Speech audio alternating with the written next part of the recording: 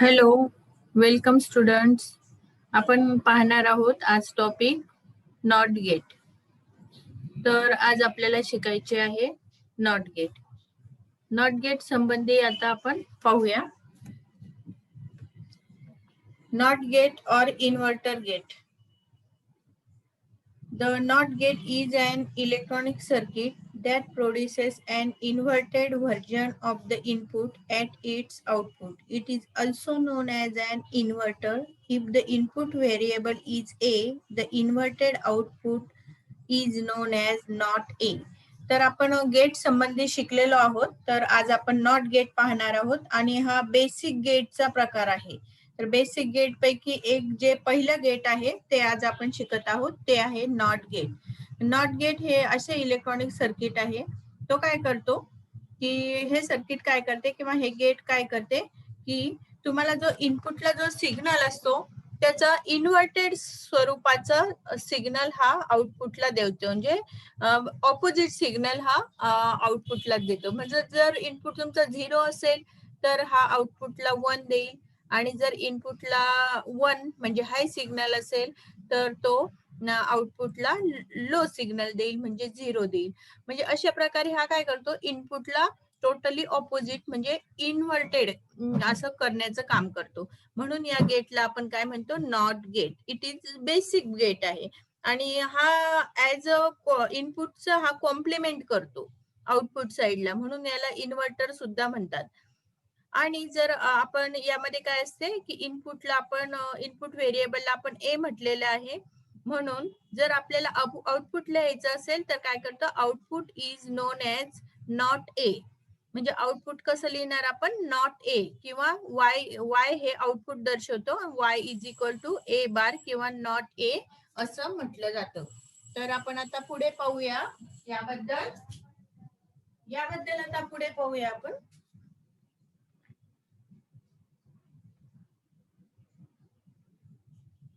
Symbol of not gate. तर आज आपल्याला शिकवायचा आहे सिम्बॉल. तर हा सिम्बॉल समोर असा दिसतो आहे, त्या प्रकारे तुम्हाला ड्रॉ करायचा आहे. इनपुट साइड ला जे दाखवलं आहे इनपुट, त्याला मी ए ने डिनोट केलेलं आहे आणि वाय हे आउटपुट आहे. तर त्यामुळे तुम्हाला माहितच आहे, याचं जर बुलेन्स इक्वेशन लिहायचं असले तर हा इन्व्हर्टर गेट असल्या कारणाने किंवा इनपुटला हा कॉम्प्लिमेंट करत असल्या कारणाने वाय आपण आउटपुट अशा स्वरूपात लिहू शकतो. Y is equal to A bar किंवा आपण याला Y is equal to not A असं सुद्धा म्हणतो. तर हा जो ए चा बार आहे तो काय दाखवतोय, इनपुटचं याने इन्व्हर्ट केलेलं दाखवतो आहे. हा बबल सुद्धा काय दाखवतोय, नॉट गेटच्या सिम्बॉल मध्ये जो बबल दाखवला आहे, this bubble also denotes the output is complement of input. Output जे मिळालेलं आहे ते काय आहे, इनपुटचं इन्व्हर्टेड व्हर्जन आहे. तर आता ट्रूथ टेबल आपल्याला बघायचं आहे. तर बघा, आपण आता ट्रूथ टेबल कशासाठी पाहावायचं आहे आपल्याला, की काय असते, प्रत्येक गेटला हा इनपुट स्टेट व आउटपुट स्टेट ह्या दोघांमधील संबंध किंवा रिलेशन दाखवण्यासाठी आपण ट्रूथ टेबल लिहितो. त्याला आपण ट्रूथ टेबल असे म्हणतो. म्हणजे एखादे गेट असेल तर मी गेटची डेफिनेशन अगोदर पण आपल्याला सांगितलेले आहे की gate is a digital circuit which has one or more than one inputs and a single output or only one output. तर त्याचप्रमाणे यामध्ये सुद्धा आहे. परंतु नॉट गेट मध्ये काय आहे की सिम्बॉल मध्ये काय दाखवलेलं आहे, काय दिसत आहे तुम्हाला सिम्बॉल मध्ये, की तुम्हाला फक्त इनपुट हे एकच आहे, single. Not gate has single input and single output. So input हे ए ने डिनोट केलेलं आहे आणि आउटपुट हे आपलं इनपुटचं कॉम्प्लिमेंट असल्या कारणाने Y is equal to A बार असं मी लिहिलेलं आहे. तर इनपुट आणि आउटपुट मधील जो संबंध दर्शवितो त्या टेबलच्या स्वरूपामध्ये आपण लिहितो आहे, तर त्याला आपण ट्रूथ टेबल असे म्हणतो.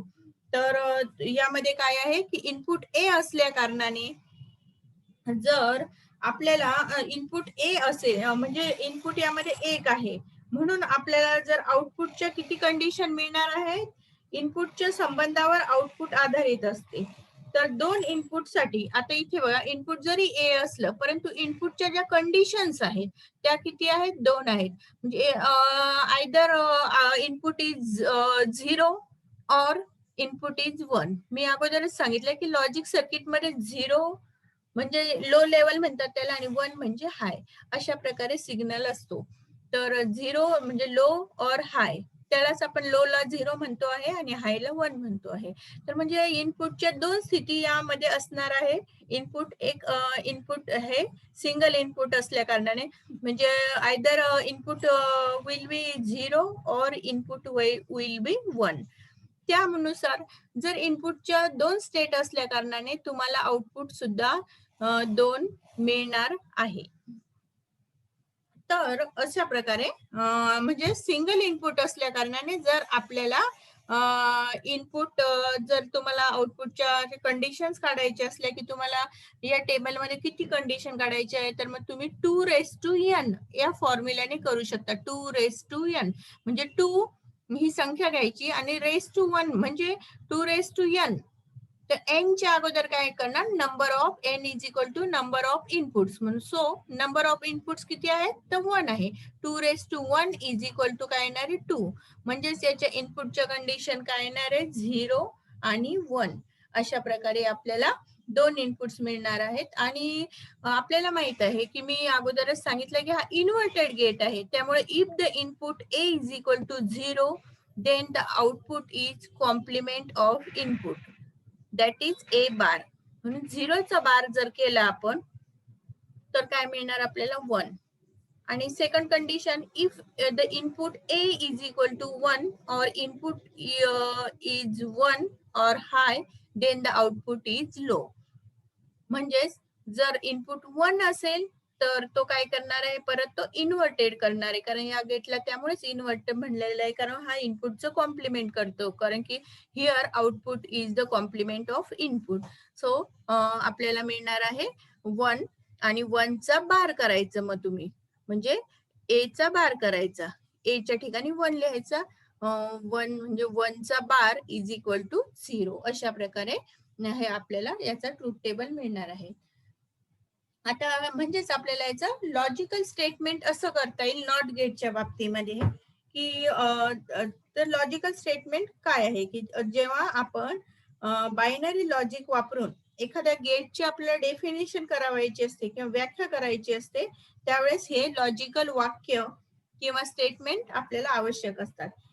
1 किंवा 0, हाय और लो, ट्रू और फॉल्स यामध्ये लॉजिक स्टेटमेंट लिहिले जातात.